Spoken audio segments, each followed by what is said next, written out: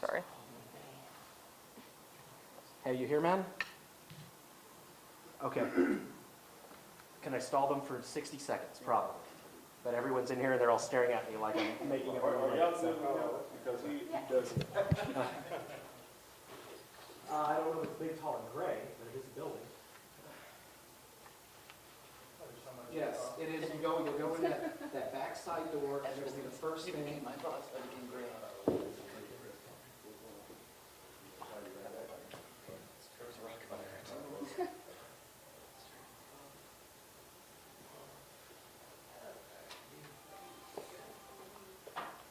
There he is. Thank God. I'm here. I just need to stick my...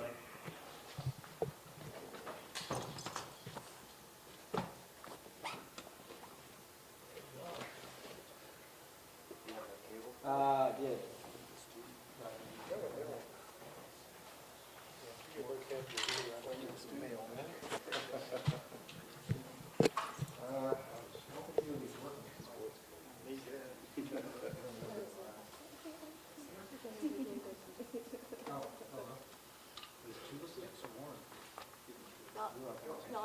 Yep. Live. We are going live. Yeah, we'll be live as well. I will not be live, no. You want to operate now, get low? Talk, talk, talk. 1, 2, 1, 2, 1, 2. Sometimes. And you can do whatever. Record it as well. You already messed me in there, should be. It's locked. You're going to have to lock it. Crap. Yes. You have to unlock the SC. Sorry, guys. All right. Ready? Josh, your SD's not working. But Yeah, I we'll said unlock it. I did, yeah. Did you pop it out and unlock it? Try it again. It should work 100%.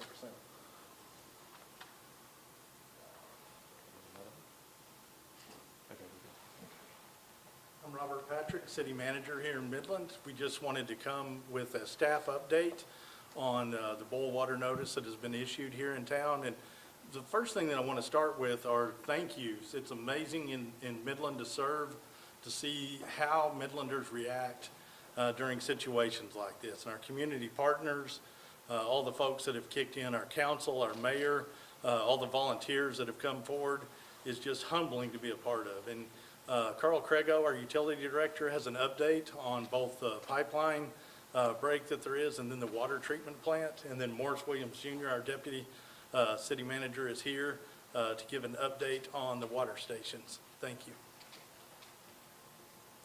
Hello, Carl Crego, Utilities Director, here to talk to you again. First, I want to give an update on our water treatment plant. We have fresh water rolling through our water treatment plant that meets all standards provided by the state of Texas.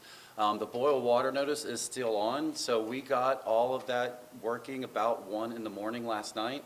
So you have to take some tests, and that's a 24-hour test before any boil water notice can be rescinded.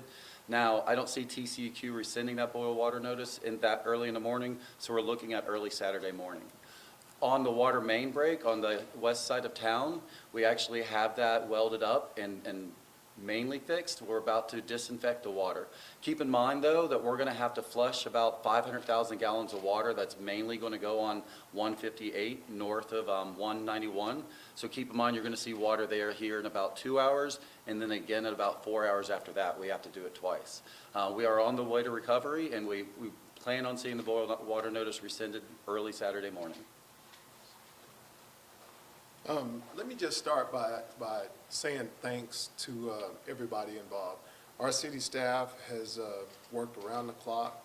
They're still out there, and they've done an awesome job, along with the contractors in that, of making sure. I feel a lot better. I think we as city staff feel a lot better than we did when we stood before you last night about where we are in our water quality and where we're heading. With that, let me speak to the distribution sites. We're still waiting on water to be trucked in, but those distribution sites, we anticipate those being up at 2 p.m. We won't hand out water until 2 p.m., even if it arrives early. So I say that to say We don't have to form lines or anything like that. At 2 p.m. is when we'll start. We won't start earlier, and hopefully the water will make it by then. Those sites will be Stonegate Fellowship, First Baptist Church. We'll have Midland College. I think they're doing that one, Shap Center. We'll have the MLK Center, and we've added a fifth that will be the Southeast Senior Center. We'll have a water distribution site there as well. And then one last thing, and we'll also have meals for kiddos because they didn't go to school today. We'll have meals that are served at the MLK Center at 2 p.m. Okay? And then I've got to say this, our health department is making sure that we understand that RO systems, they're part of the boil water notice as well. And they have to be flushed. Those systems will have to be flushed when we come back on. When we get the green light from TCQ, they will have to be flushed, and I'll make sure I get it right, so I'll just turn it back over to you, what that flushing means, what it says on that. Yes, RO systems, they need to be flushed 15 to 20 minutes, meaning once the boil water notice is rescinded, just turn that on, let that water roll through there. It really just cleans up the filters that the RO uses. At this point, take any questions that you guys have. Where did you guys get the water from? Like that's getting shipped in? The partners, okay, the West Texas Food Bank is the coordinator for that, and that water has come from HEB, from United Supermarkets, from Sam's, Market Street, so we've got plenty of partners that are stepping up, willing to help, and doing a great job. I mean, it's really been overwhelming, the support we've gotten. And do you guys have any idea how much water was like lost during the break? We will run those calculations and we'll release them, but I haven't ran them yet. Okay. How does the county emergency declaration help the city? What that does is it allows us to get help from the state and the federal, and as soon as we sign that, so it makes sure that that process goes into effect. So we don't have a lag or have to wait, just in case this gets worse. So we do that, to put that in place to ensure that it's not, so if it gets worse, we don't want to be behind the 8 ball on that, so to speak. And when we talk about the possible loss of revenue for businesses out here, is there any discussions yet on how possible compensation or who might be held responsible for, the line break and everything like that? We've been concentrating on getting the lines fixed, so we hadn't got to that place. We'll be speaking about that at some point. And you guys spoke a little bit about your team and how quickly they handled it. Can you just speak a little bit more on that, on how they did that? Yeah, and I think we all can speak to that, but I'll just say, I just left the site. Those guys have been out there all night, overnight, working in pitch black conditions. They're trudging around in water with a little cool. It hadn't been very cold, but I wouldn't want to be in that pit, and what they're doing, welding and different things in a hole. So it's been overwhelming to see. It is, and one of the things that we talked about earlier is it does bring a spotlight to the fact that these men and women work 24/7, 365 all the time. And actually, this is not that unusual for them to be out working on main breaks and doing this type of thing. Now, the size of the main break and things they're dealing with are larger than normal, but it just spotlights how they really are heroes that we have working for us.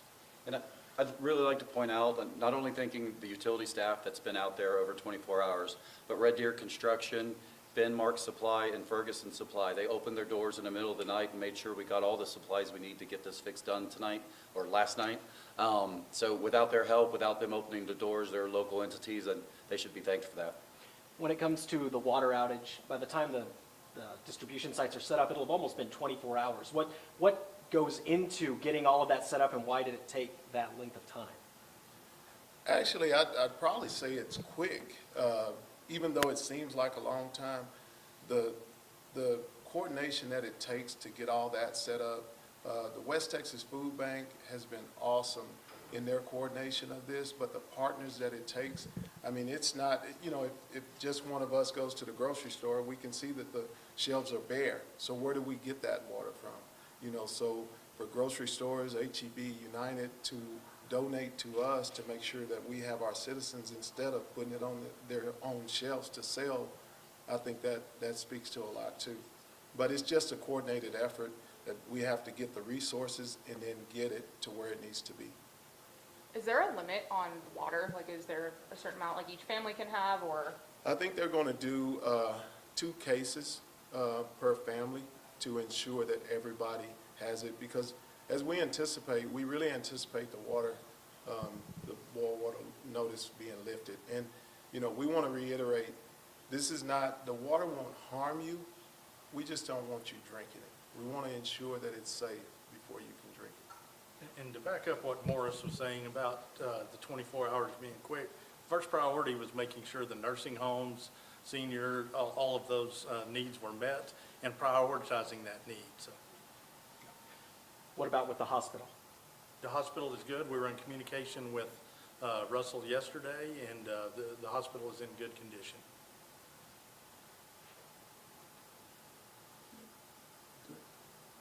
Thank you, guys. Thank you. Sorry. Thank you. Squeeze my way in there. Arm about to fall off. Yeah, first one, let's go.